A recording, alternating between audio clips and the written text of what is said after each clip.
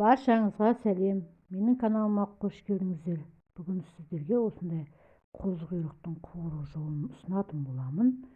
Видеоны соңына дейін көріп, лайк басып, комментарий жазып, өз пікірлеріңізді қалдыра отырыңыздар. Видео ұнаса, жақындарыңызбен бөлісе отырыңыздар. Ол үшін ең алдымен саңырауқұлақтарымызды жақсылап ағын суда жуып аламыз 2-3 қайтара. Қоқымдарын бәрін, аралары құм болады, барлығын кетіріп жақсылап жуып аламыз.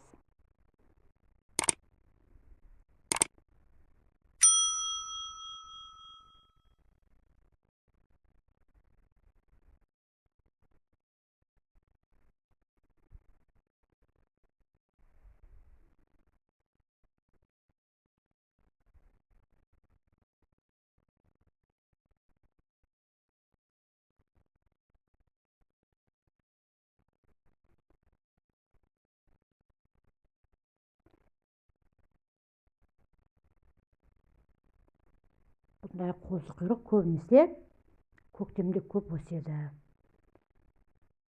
Көктемнің хит тағамының бірі десе де болады.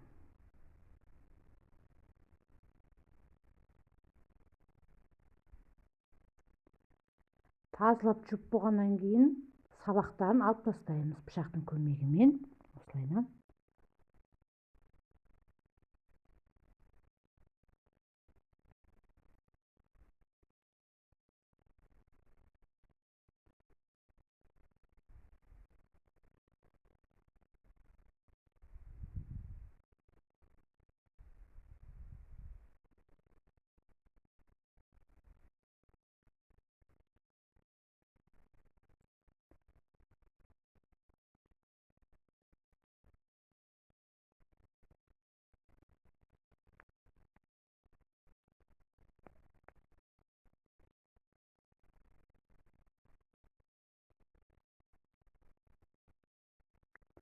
Енді үстінен су құйып, қазанымызға салып су құйып, газға қойып, қайнатып аламыз жақсылап. Осылай сақырлатып,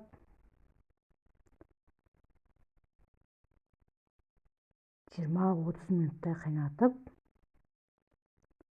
жаман уларын қайтарамыз. Негізі қозықұйрық улы түрде болады.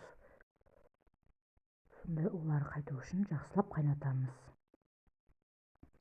Енді оға дейін картошкамызды жуып тазалап, ашып қабығын осылай ортасынан бөліп, өз қалауларыңызша осылай турап шығамыз.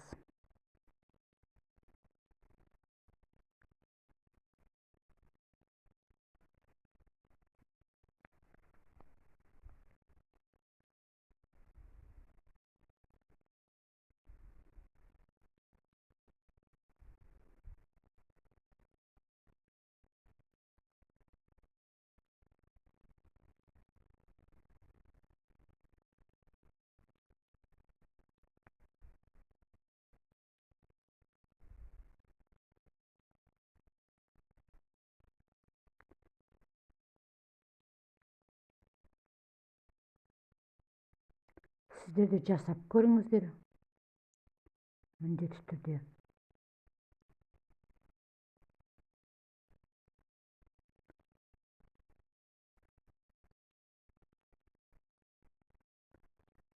Осылай бір бас пиязымызды ортасынан бөліп, осылай жұқалап турап аламыз.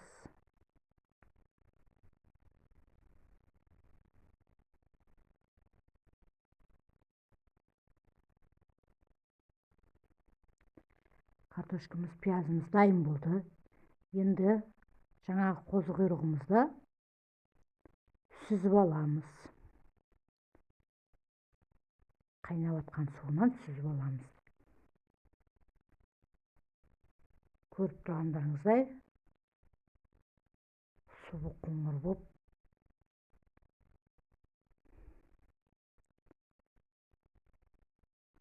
улардың бәрі кетті.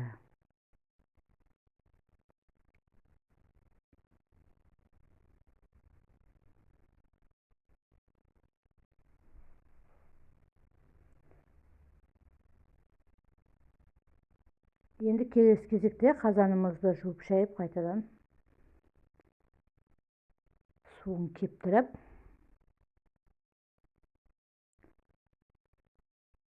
қызып тұрған табамызға сұйық майымызды құйып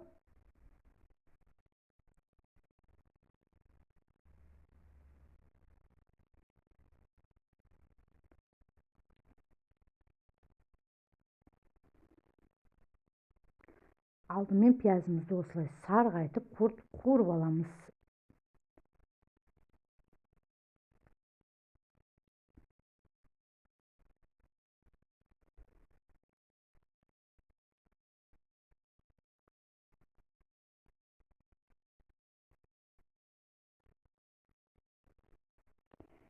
Және де қалауларыңызша томат пастасын немесе салат қоссаңыздар да, немесе қызанақ турап жесеңіздер де өздеріңіз қалауларыңызша.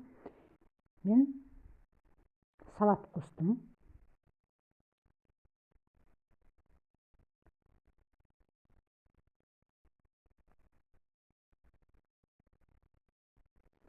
Мінекей біздің пиязымыз қуырылып болды.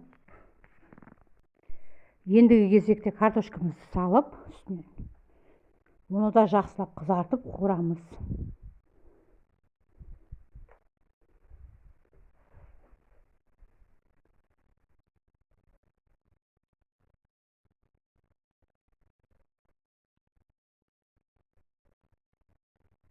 Және де татымына қарай тұз, паприка, қарабұрыш, лавр жапырағын, приправа өз қалауларыңызша қоса берсеңіздер болады. Мен универсальный приправа қостым.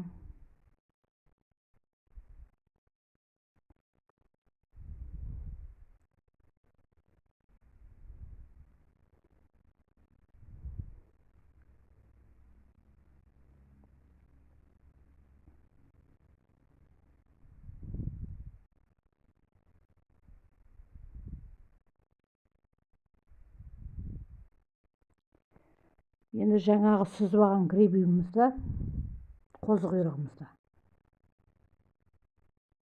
майдалап сақтап турайып аламыз өз қалауларыңызша.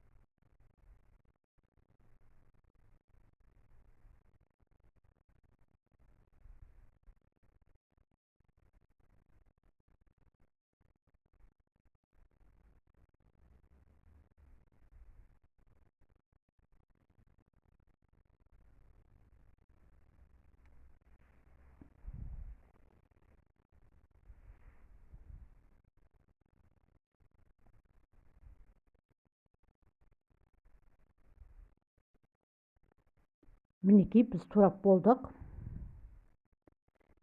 Енді осыны қуырылып жатқан картошкамыздың үстіне қосып бірге қуырамыз.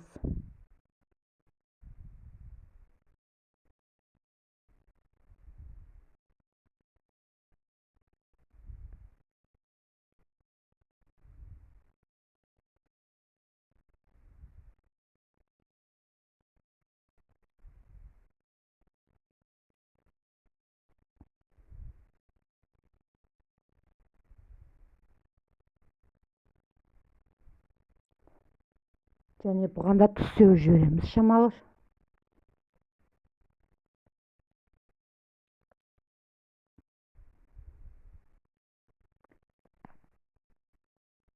Ара-арасында осылай қозғап тұрамыз, асты жабысқанмас үшін.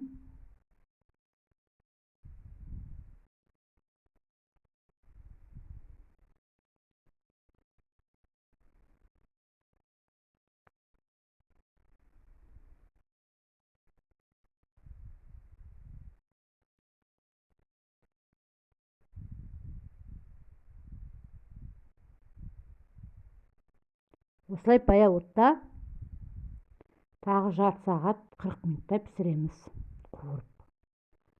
Енді бетіне көк пияз дайындап жатырмын мен. Осылай ұзынша қиғаштап турасаңыздар да болады, немесе дөңгелектеп өз қалауларыңызша турай бересіздер.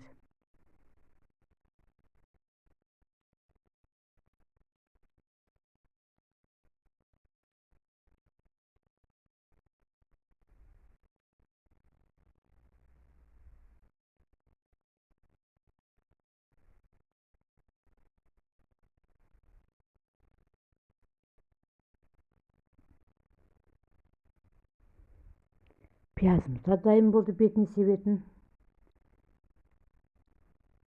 Мінекей тамағымыз да дайын болып қалды. Жақсылап араластырып,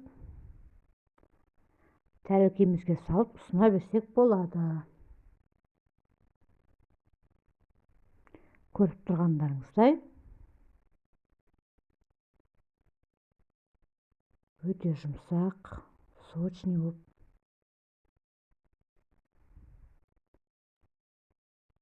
жақсы қуырылып шықты.